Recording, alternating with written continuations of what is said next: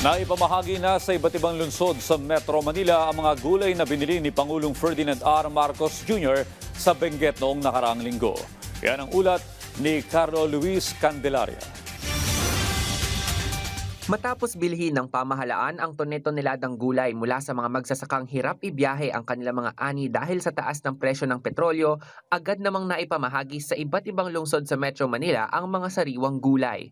Sa Malabon, nasa 100 pamilya sa Barangay Katmon ang nakatanggap ng libreng gulay. Sa Navotas, nakapagpamahagi rin sa ilang mga residente ng NBBS Proper, Tangos South, Tangos North, Tanza 2 at NBBN. Sinalubong naman ng mga opisyal ng Quezon City LGU ang pagdating ng mga gulay na ipamamahagi sa mga residente ng lungsod.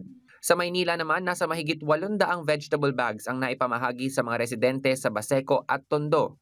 Habang sa Pasay ay kasamang namahagi ng mga gulay si Mayor Emmy Calixto Rubiano. Nagpapasalamat sa pamahalaan at sa Office of the President ang pamunuan ng mga local government units sa inisyatibong ito na nakatulong sa ating mga magsasaka at sa ating mga kababayan na apektado ng kinakaharap na krisis ng bansa.